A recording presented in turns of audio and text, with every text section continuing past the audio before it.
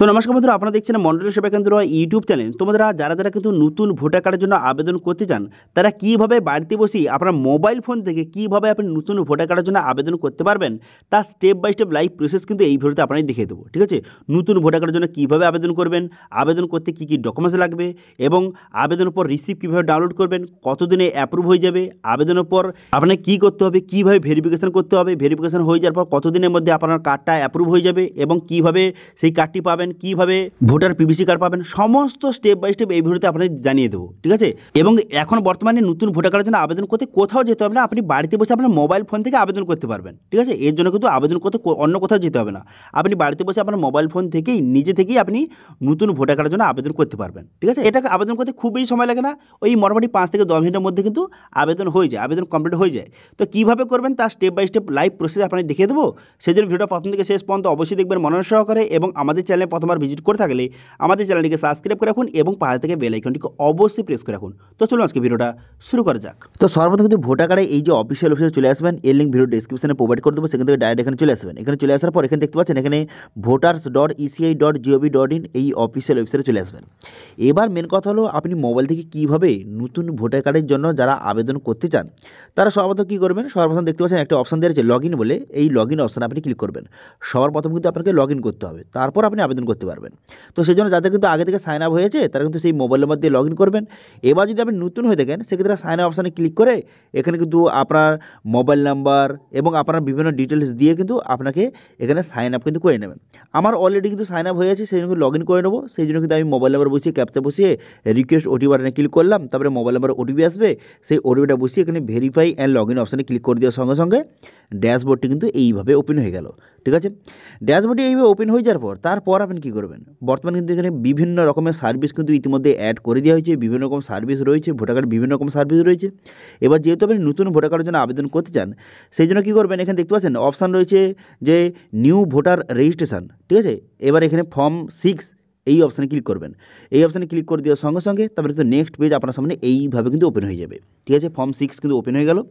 এরপরে কিন্তু ভালো করে মনোযোগ সহকারে দেখুন, এখানে সঠিকভাবে কিন্তু ডিটেলসগুলি ফিল আপ করতে হবে, নাহলে কিন্তু আপনার ফর্মটা রিজেক্টও কিন্তু হয়ে যেতে পারে। তো সর্বপ্রথম কী করবেন, এখানে স্টেটটা কিন্তু আপনি সিলেক্ট করে নেবেন।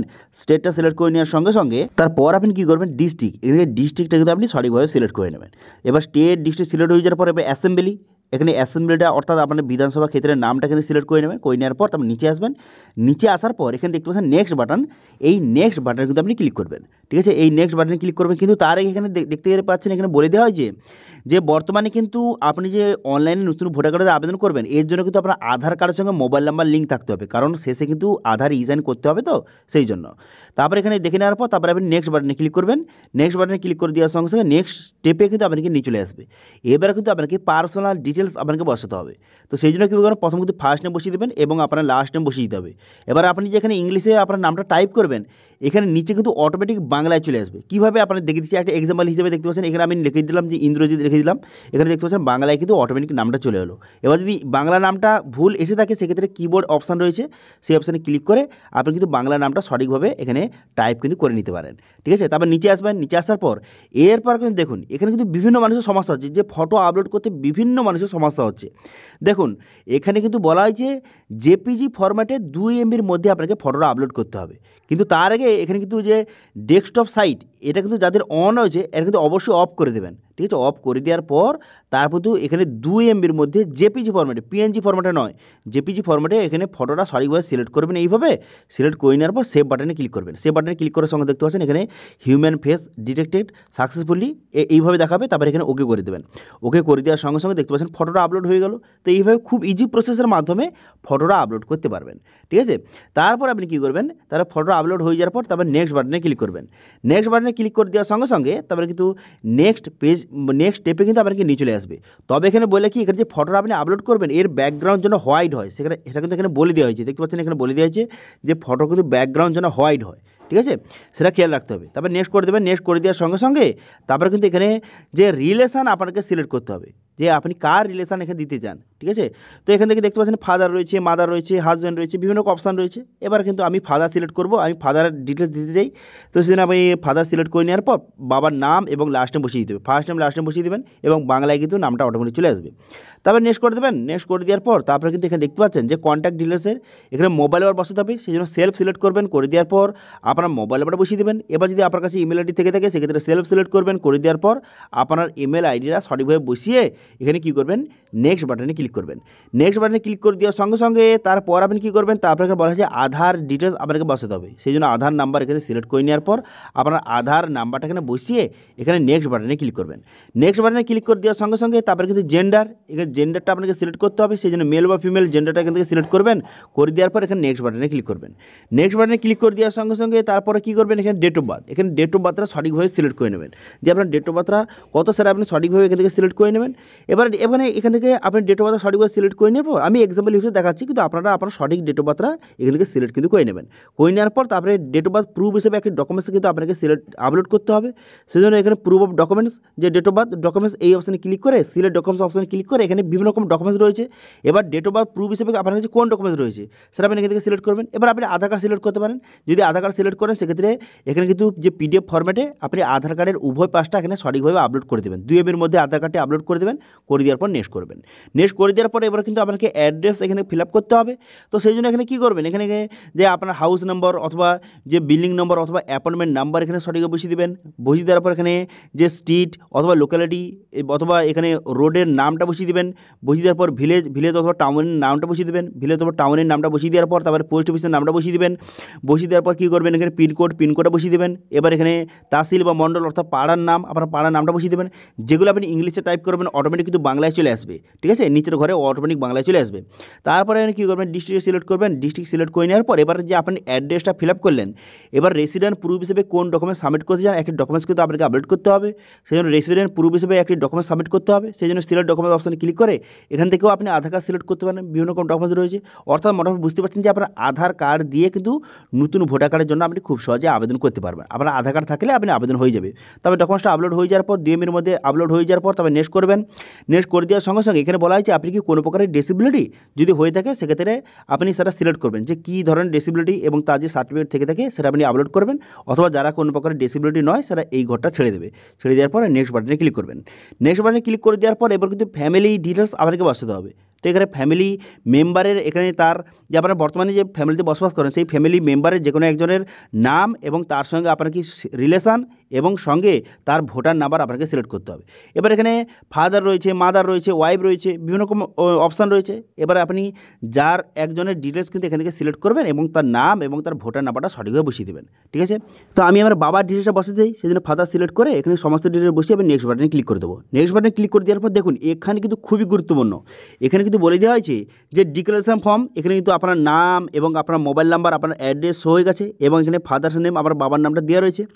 এবার কিন্তু আপনার বাবার এপিক নাম্বার, এখানে কিন্তু আপনার বাবার ভোটার কার্ডের নাম্বারটা বর্তমান যে নতুন ভোটার কার্ডের নাম্বারটা সেটা আপনি সঠিকভাবে এখানে বসিয়ে দেবেন যদি ভোটার কার্ড নাম্বার থাকে। সেম একইভাবে আপনার কিন্তু মায়ের নাম এবং মায়ের বর্তমান যে ভোটার কার্ড নাম্বারটা সেটা বসিয়ে দেবেন। বসিয়ে দেওয়ার পর স্পাউস নেম, আপনি যদি বিবাহিত হয়ে থাকেন সেক্ষেত্রে আপনার যে স্ত্রীর নাম এবং স্ত্রীর এপিক কার্ড নাম্বার, অথবা যারা কিন্তু বিবাহিত মহিলা আবেদন করেছেন তার স্বামীর নাম এবং স্বামীর এপিক নাম্বার সঠিকভাবে বসিয়ে দেবেন। এবং যারা কিন্তু কোনো রকম বিবাহ হয়নি তারা কিন্তু এই দুটো ঘর ছেড়ে দেবেন, ঠিক আছে। তারপরে দেখুন এখানে কিন্তু বলা হয়েছে যে বর্তমানে আপনি যে নতুন ভোটার কার্ডের জন্য আবেদন করছেন, তো সেক্ষেত্রে আপনার বাবা, মা অথবা ঠাকুরদা অথবা ঠাকুমার নাম কি যে 2002 সালে ভোটার লিস্টে তাদের কি নাম রয়েছে, যদি থেকে থাকে সেক্ষেত্রে কিন্তু এই অপশানটা আপনাকে সিলেক্ট করতে হবে, ঠিক আছে। আপনি নতুন ভোটার কার্ডের জন্য আবেদন করছেন কিন্তু আপনার বাবা, মা অথবা ঠাকুরদা ঠাকুমার যে কোনো একজনের নাম কি 2002 সালে ভোটার লিস্টে রয়েছে, যদি থেকে থাকে এই অপশান সিলেক্ট করবেন। এবার তার পরে অপশান কারা সিলেক্ট করবেন, যাদের কিন্তু 2002 সালে ভোটার লিস্টে কারোর নাম নেই তারা এই অপশান সিলেক্ট করবে। এবার আমার ক্ষেত্রে প্রথম অপশান আমি সিলেক্ট করবো, কারণ আমার বাবার নাম কিন্তু রয়েছে 2002 সালে ভোটার লিস্টে, সেই জন্য প্রথম অপশান সিলেক্ট করে এবার তার ডিটেলসটা আমি এখানে সঠিকভাবে বসিয়ে দেবো, ঠিক আছে। আমার বাবার ডিটেলস কিন্তু 2002 সালে রয়েছে, সেই জন্য কিন্তু আমি বাবার ডিটেলসটা এখানে সঠিকভাবে বসিয়ে নিতে হবে। তো সেই জন্য কী করবেন, এখানে কিন্তু আপনার স্টেট সিলেক্ট করতে হবে, করে দেওয়ার পর অ্যাসেম্বলি সিলেক্ট করতে হবে, তারপরে পোলিং স্টেশন অর্থাৎ যে অংশ নম্বর সিলেক্ট করতে হবে, তারপরে কিন্তু সিরিয়াল নম্বর যে আমার বাবার নামটা কোন সিরিয়াল নম্বর রয়েছে সেটা কিন্তু বসিয়ে এখানে কিন্তু সার্চ বাটনে ক্লিক করে দেওয়ার সঙ্গে দেখতে পাচ্ছেন আমার বাবার নামটা কিন্তু শো হয়ে গেছে। ঠিক আছে, তো এইভাবে আপনার ক্ষেত্রে যেটা হয় সেটা আপনি সিলেক্ট করে নেবেন। করে নেওয়ার পর তারপরে আপনি কী করবেন, বাবার নামটা শো হয়ে গেছে দেখতে পাচ্ছেন, তারপরে এখানে টিকচিহ্ন মারতে হবে, মাই রিলেশন এখানে টিকচিহ্ন মেরে এখানে কন্টিনিউ বাটনে ক্লিক করব। কন্টিনিউ বাটনে ক্লিক করে দেওয়ার সঙ্গে সঙ্গে দেখতে পাচ্ছেন এখানে কিন্তু সমস্ত ডিটেলসটা শো হয়ে গেল। আপনি যে এখন ডিটেলসগুলি ফিল আপ করলেন তার ডিটেলসগুলি এখানে শো হয়ে গেল, ভালো করে দেখে নেবেন। দেখে নেওয়ার পর তারপরে আপনি কী করবেন, নেক্সট বাটনে ক্লিক করবেন। ঠিক আছে, তো এখানে কিন্তু আমার বাবার ডিটেলস শো হয়ে গেল। এবারে দেখে নেওয়ার পর নেক্সট বাটনে ক্লিক করব। নেক্সট বাটনে ক্লিক করে দেওয়ার পর তারপর কিন্তু আপনার ভিলেজের নামটা বসিয়ে দিতে হবে। বসিয়ে দেওয়ার পর স্টেট ডিস্ট্রিক্টের নামটা এখান থেকে সঠিকভাবে সিলেক্ট করে নেবেন। করে নেওয়ার পর এখানে বলা হয়েছে এই অ্যাড্রেসে, এই যে ভিলেজটা আপনি সিলেক্ট করলেন, এই অ্যাড্রেসে কত বছর ধরে থাকছেন সেটা আপনি এখান থেকে সঠিকভাবে সিলেক্ট কিন্তু করে নিতে হবে। তো এখান থেকে আপনি সঠিকভাবে সিলেক্ট করে নেবেন যে কত বছর ধরে আপনি থাকছেন, কবে থেকে থাকছেন, এখান থেকে সিলেক্ট করে নেবেন। তো মোটামুটি আপনার হিসাব মতো আপনি কিন্তু সঠিকভাবে ডেটটা এখান থেকে সিলেক্ট করে নেবেন। করে নেওয়ার পর তারপর নিচের দিকে আসবেন। নিচের দিকে আসার পর তারপর এখানে বলা হয়েছে যে প্লেস, এখানে প্লেসের নামটা কিন্তু আপনাকে সঠিকভাবে বসিয়ে দিতে হবে। এই প্লেসের নামের জায়গায় কী বসাবেন, তো আপনার পোস্ট অফিসের নাম বসিয়ে নিতে পারেন। বসিয়ে নেওয়ার পর তারপর আপনি কী করবেন, এখানে নেক্সট বাটনে ক্লিক করবেন। নেক্সট বাটনে ক্লিক করে দেওয়ার পর তারপর কিন্তু ক্যাপচা এখানে সঠিকভাবে বসাতে হবে। এখানে ক্যাপচাটা সঠিকভাবে বসিয়ে দেওয়ার পর প্রিভিউ অ্যান্ড সাবমিট বাটনে ক্লিক করবেন। প্রিভিউ অ্যান্ড সাবমিট বাটনে ক্লিক করে দেওয়ার সঙ্গে সঙ্গে তারপর কিন্তু যে পুরো প্রিভিউটা কিন্তু আপনার সামনে শো হয়ে যাবে। আপনি যে ফর্ম ফিল আপটা করলেন তার পুরো প্রিভিউটা কিন্তু আপনার সামনে শো হয়ে যাবে। পুরো প্রিভিউটা শো হয়ে যাবে, ভালো করে পুরো প্রিভিউটা কিন্তু ভালো করে দেখে নেবেন। ঠিক আছে, তো এই জন্য আমি ক্যাপচা বসিয়ে প্রিভিউ অপশানে ক্লিক করে দেওয়ার সঙ্গে সঙ্গে পুরো প্রিভিউটা শো হয়ে যাবে। কিন্তু তার আগে বললে কি, এখানে বলা হয়েছে যে ধরুন আপনার আধার কার্ডের সঙ্গে মোবাইল নাম্বার বর্তমানে লিঙ্ক নেই, তো সেক্ষেত্রে আধার ইসান আপনি করতে পারবেন না। তো সেক্ষেত্রে বর্তমানে যদি নতুন ভোটার কার্ডের জন্য আবেদন করতে চান সেক্ষেত্রে আপনাকে অফলাইনে গিয়ে কিন্তু আপনাকে আবেদন করতে হবে, বিএলওর কাছে গিয়ে। কিন্তু যদি আপনার অনলাইনে আবেদন করতে চান সেক্ষেত্রে কিন্তু আপনার আধার কার্ডের সঙ্গে মোবাইল নাম্বার অবশ্যই লিঙ্ক থাকতে হবে। তাহলে পুরো পিডিও ভালো করে দেখে নেবেন। পুরো পিডিওটা ভালো করে দেখে নেওয়ার পর তারপর কিন্তু এখানে দেখতে পাচ্ছেন যে ই সাইন অ্যান্ড সাবমিট, এই অপশানে ক্লিক করবেন। এই অপশানে ক্লিক করে এখানে ইয়েস বাটনে ক্লিক করে দেবেন। ইয়েস বাটন ক্লিক করে দেওয়ার সঙ্গে সঙ্গে তারপরে সরাসরি কিন্তু আপনাকে আধার ই সাইন পেজে কিন্তু নিয়ে যাবে। দেখুন, তারাই অনলাইনে আবেদন করতে পারবেন, নতুন ভোটার কার্ডের জন্য অনলাইনে আবেদন করতে পারবেন যাদের কিন্তু আধার কার্ডের সঙ্গে মোবাইল নাম্বার লিঙ্ক রয়েছে। ঠিক আছে, এই কথাটা মনে রাখবেন। তারপরে আধার ই সাইন পেজে নিয়ে চলে আসার পর তারপরে এখানে আপনার আধার নাম্বার বসিয়ে দেবেন। আধার নাম্বার বসিয়ে দেওয়ার পর গেট ওটিপি বাটনে ক্লিক করে দেওয়ার সঙ্গে সঙ্গে আপনার আধার কার্ডের সঙ্গে যেই মোবাইল নাম্বার লিঙ্ক রয়েছে মোবাইলে ওটিপি যাবে। সেই ওটিপিটা বসিয়ে এখানে কিন্তু ঠিকচিহ্ন মারবেন। ঠিকচিহ্ন মেরে দেওয়ার পর সাবমিট বাটনে ক্লিক করে দেবেন। সাবমিট বাটনে ক্লিক করে দেওয়ার সঙ্গে সঙ্গে তারপর কিন্তু আপনার অ্যাপ্লিকেশনটা সাকসেসফুল সাবমিট হয়ে যাবে এবং একটি রেফারেন্স আইডি নম্বর প্রোভাইড করবে, যেই রেফারেন্স আইডি নম্বর দিয়ে পরবর্তী সময়ে আপনি স্ট্যাটাস চেক করতে পারবেন। ঠিক আছে, এবার স্ট্যাটাস চেক করার জন্য কী করবেন, এখানে কিন্তু হোম পেজে চলে আসবেন। হোম পেজে চলে আসার পর তারপর আপনি কী করবেন, তারপর দেখতে পাচ্ছেন এখানে একটা অপশান রয়েছে যে ট্র্যাক অ্যাপ্লিকেশন স্ট্যাটাস বলে একটা অপশান রয়েছে। এই অপশানে ক্লিক করবেন। দেখতে পাচ্ছেন এই ট্র্যাক অ্যাপ্লিকেশন স্ট্যাটাস, এই অপশানে ক্লিক করে দেওয়ার সঙ্গে সঙ্গে যেই রেফারেন্স আইডি নাম্বারটা আপনাকে প্রোভাইড করেছিল সেটা বসিয়ে এখানে কিন্তু সাবমিট বাটনে ক্লিক করবেন। সাবমিট বাটনে ক্লিক করে দেওয়ার সঙ্গে সঙ্গে তারপর কিন্তু এখানে পুরো স্ট্যাটাসটা আপনার সামনে শো হয়ে যাবে। প্রথম কিন্তু সাবমিট অপশন থাকবে, তারপর কিন্তু কিছুদিনের মধ্যে আপনার কিন্তু ভেরিফিকেশন হয়ে যাওয়ার পর অ্যাপ্রুভ হয়ে যাবে। এবং এখানে অ্যাপ্রুভ যে হয়ে যাবে এখানে কিন্তু আপনার ভোটার কার্ডের নাম্বারটা কিন্তু প্রোভাইড করে দেওয়া হবে। এবার সেই ভোটার কার্ডের নাম্বারটা প্রোভাইড করে দেওয়ার পর তারপরে যখন ভোটার নাম্বারটা অ্যাপ্রুভ হয়ে যাওয়ার পর ভোটার নাম্বারটা প্রোভাইড করে দেবে, তারপরে কিন্তু ওই যে 15 থেকে 20 দিনের মধ্যে পোস্টের মাধ্যমে অথবা বিএলও কিন্তু আপনার বাড়িতে কিন্তু যে পিবিসি ভোটার কার্ডটা আপনার বাড়িতে দিয়ে যাবে। কিন্তু তার আগে ভোটার নাম্বারটা প্রোভাইড করে দেওয়ার সঙ্গে সঙ্গে আপনি অনলাইন থেকে ভোটার কার্ডটি ডাউনলোড করে সেটা বিভিন্ন কাজে ইউজ করতে পারেন। যতদিন না পোস্টের মাধ্যমে আসে ততদিন আপনি ইউজ করতে পারেন। তো সেক্ষেত্রে কী করবেন, এখানে ভোটার কার্ড ডাউনলোড অপশানে ক্লিক করে যেই ভোটার নাম্বারটা আপনাকে প্রোভাইড করেছে অ্যাপ্রুভ হয়ে যাওয়ার পর যেই ভোটার নাম্বারটা প্রোভাইড করেছে সেটা দিয়ে কিন্তু আপনি অনলাইন থেকে ভোটার কার্ডটি ডাউনলোড করে বিভিন্ন কাজে ইউজ করতে পারবেন। তারপরে যখন যে পোস্টের মাধ্যমে অথবা বিএলও আপনার বাড়িতে পিবিসি ভোটার কার্ডে দিয়ে যাবে তারপর সেটা আপনি ইউজ করতে পারেন। ঠিক আছে, তো এইভাবে বর্তমানে কিন্তু নতুন ভোটার কার্ডের জন্য আপনি আবেদন করতে পারেন। এবার দেখুন, বর্তমানে কিন্তু আপনি আবেদন করে দিলে যে 10-15 দিনের মধ্যে হয়ে যাবে এরকম কিন্তু নয়। বর্তমানে কিন্তু এসআর চলছে, সেই জন্য কিন্তু একটু দেরি হতে পারে। ঠিক আছে, আপনি এখন আবেদন করছেন করুন, কোনো সমস্যা নেই, কিন্তু আপনার যে ভেরিফিকেশন হয়ে আপনার যে ভোটার কার্ডটি আসবে সেটা কিন্তু একটু সময় লাগতে পারে। সেই জন্য কোনো রকম টেনশন করার দরকার নেই। যারা যদি নতুন ভোটার কার্ডের জন্য আবেদন করতে চান বর্তমানে কিন্তু অনলাইন আবেদন হচ্ছে, আপনারা অনলাইন আবেদন করে দিন। তারপরে এখন যে এসআর যে কাজ চলছে এটা কমপ্লিট হয়ে যাওয়ার পর আপনার ভেরিফিকেশন হয়ে যাবে। হয়ে যাওয়ার পর তারপরে যে 2026 সালে যে নতুন লিস্ট প্রকাশ হবে, ভোটার লিস্ট প্রকাশ হবে, সেই ভোটার লিস্টে আপনার নামটা কিন্তু উঠে যাবে। আচ্ছা, এখানে একটা গুরুত্বপূর্ণ কথা যে আপনি ভোটার কার্ড আপনি অনলাইনে আবেদন করে দেওয়ার পর তারপর কিন্তু হিয়ারিংয়ের জন্য কিন্তু আপনাকে ডাকা হতে পারে। তো সেই জন্য কী করবে, ভোটার কার্ড যারা আবেদন করেছেন যেই মোবাইল নাম্বারটা দিয়েছেন সেই মোবাইল নাম্বারে কিন্তু কল আসবে যে আপনার ভোটার ভেরিফিকেশনের জন্য আপনাকে যেতে হবে। তখন আপনি কী নিয়ে যাবেন, তখন কিন্তু আপনি যে সেখানে যে ডেট অফ বার্থ প্রুফ হিসাবে এবং অ্যাড্রেস প্রুফ হিসেবে যেই ডকুমেন্টস সাবমিট করেছেন সেই ডকুমেন্টসটা এবং সঙ্গে আপনার যে অ্যাপ্লিকেশান রিসিভ কপি এগুলো নিয়ে কিন্তু আপনাকে সেখানে ভেরিফিকেশনের জন্য যেতে হবে, ঠিক আছে, হিয়ারিংয়ের জন্য যেতে হবে।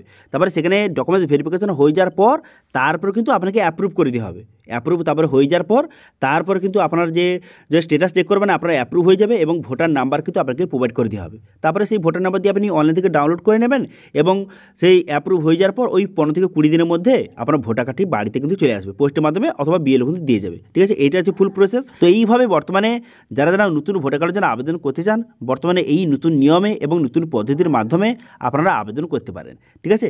তো এটা ছিল আজকে আপডেট। ভিডিওটা ভালো লাগে তাহলে ভিডিওকে লাইক করে দেবেন এবং ভিডিও কিন্তু বন্ধুর সঙ্গে শেয়ার করে দেবেন এবং আমাদের চ্যানেলে প্রথমবার ভিজিট করে থাকলে আমাদের চ্যানেলটিকে সাবস্ক্রাইব করে রাখুন এবং পাশে থেকে বেল আইকনটিকে অবশ্যই প্রেস করে রাখুন। আজকে ভিডিওটা এই পর্যন্ত দেখা হচ্ছে নেক্সট ভিডিওতে। Thank you.